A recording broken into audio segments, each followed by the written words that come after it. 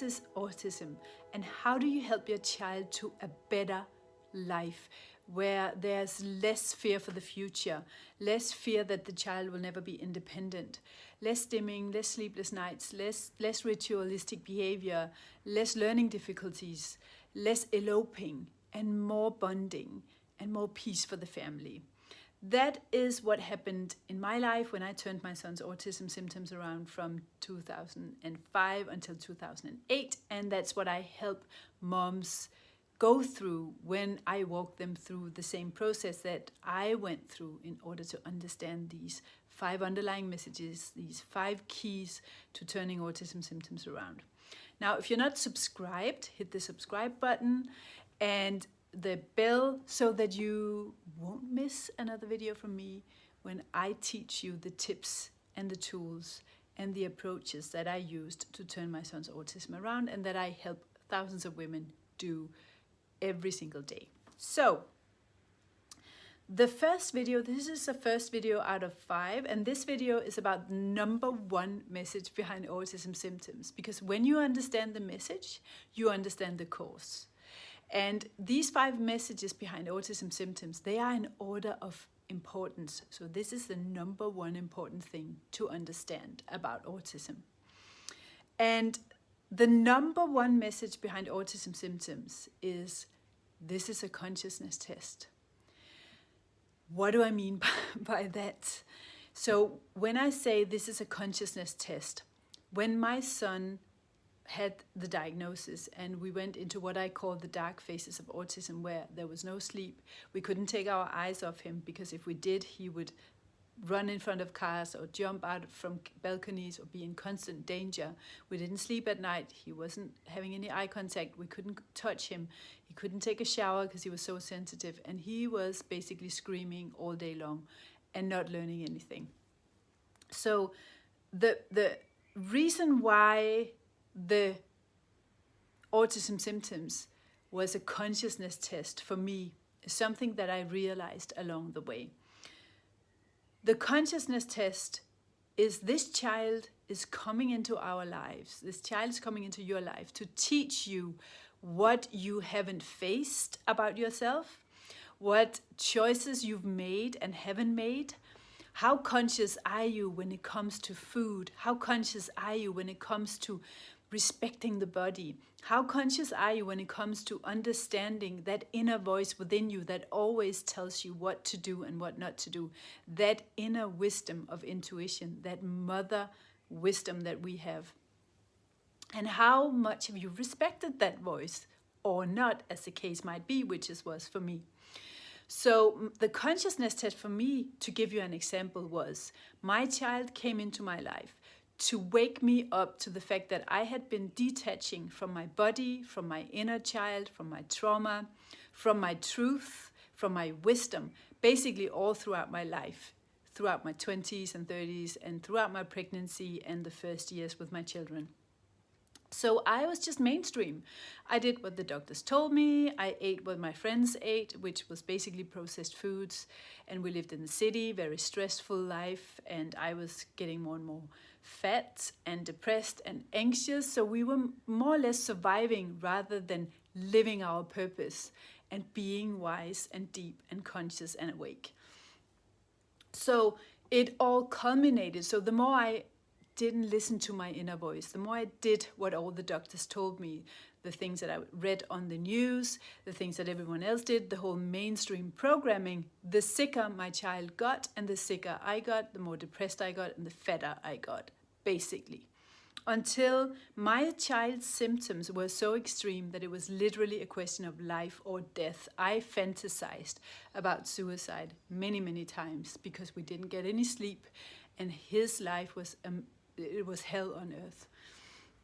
So I just want to point out that the mainstream autism society and the mainstream diagnostic society, so the people who are diagnosing our children and the people who want you to be part of their associations and the communities, they benefit from you being in low level of awareness and consciousness. Because when you are in low level of awareness and consciousness and you haven't yet passed the consciousness test, which is all about you having to change basically everything. Your lifestyle, your food, the way you think, the way you treat yourself, the way that you parent yourself and your children. And the mainstream programming wants you to be helpless. They want you to be a victim. They want you to think that there's nothing you can do about these symptoms. They want you to they want to tell you that all you can do is occupational therapy and behavioral therapy, and here's a prognosis for the future. So they want to take over and tell you what you can and cannot do and what the future is going to be for your child. And that, if you accept that, if you buy into that, that might happen. But if you wake up to this consciousness test and you realize that this is not it's not a verdict, it's not a life sentence, it is a second chance, it's a wake-up call for you to change everything that has limited you and made you unhealthy and made you unconscious. When you understand these messages behind autism symptoms that are conscious-based, everything changes. So autism wants you to change everything. Autism doesn't need your acceptance. Autism doesn't need you to be proud. Autism does not need you to buy t-shirts or expensive therapy protocols. Autism needs you to change so that you become who you came to this world to be. Autism wants you to change everything that's not aligned with truth and nature and health and healing, because these children are representatives from God, from nature, from truth, from the animals, from other children. They are here to tell us that the stressful, toxic, unconscious, stupid life that we live in our modern society, where we treat the planet shitty, we treat our bodies like crap, we live in the cities, we eat crappy foods, we forget who we are and who we came to be. That is what these children are here to wake us up to. They are here to teach us the lifestyle, the food, the habits that are no longer going to work for us as human beings, that we need to become better persons. We need to wake up and change everything. So your child and you, there's a sacred code between you and your child, a sacred contract where you need to become the collector of the pieces of the puzzle for the healing journey for your child.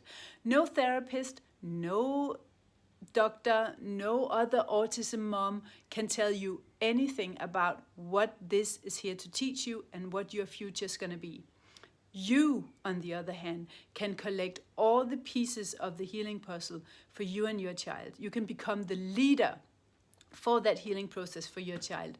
But you can only heal your child to the level that you have been willing to heal yourself. In other words, we can only parent our children to the same way that we are parenting ourselves.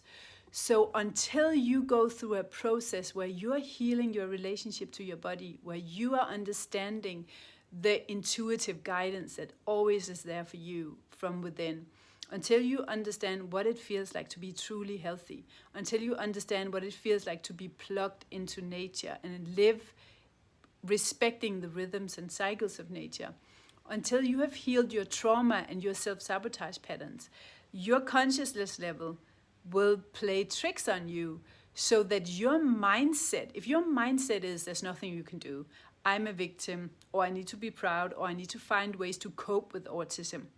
If your mindset is that, that's what you're going to get. And that is why working on the mindset and your consciousness level, your level of awareness, is the number one thing that I do when I take women through this process of turning autism symptoms around. Because if you believe there's nothing you can do, there will be nothing you can do. If you believe that you can turn, and you are turning autism around by waking up, by changing everything, by becoming conscious and wise and deep and connected and truthful. And that is not always easy, because we have to face all the choices that we made in life.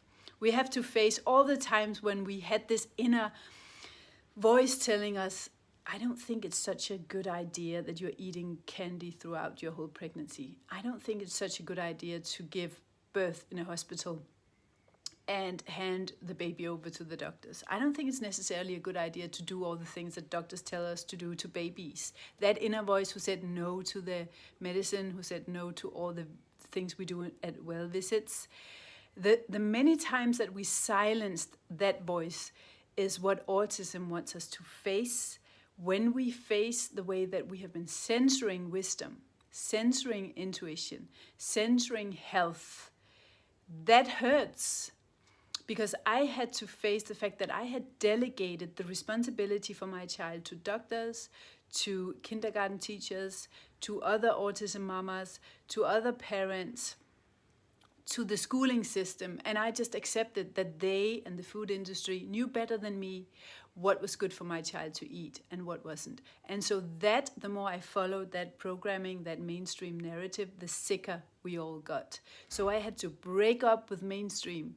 I had to break up with mainstream medicine. I had to break up with mainstream food and lifestyle and this victimhood mentality, basically the whole autism community. I had to break up with that.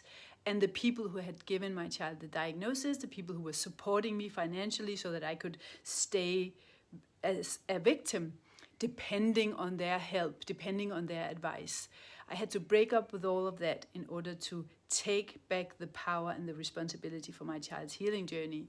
And that ended up with him turning the symptoms around, because finally, when I woke up, he didn't have to tell me about my lies and my deception and my sleep state through symptoms, which was basically what was going on. And so when we change, everything changes, including the symptoms. And that's what happened for me and for him, so that now he lives a life where he's free, where the things that were destroying his life, the ritualistic behavior, the screaming, the sleepless nights, the lack of learning, the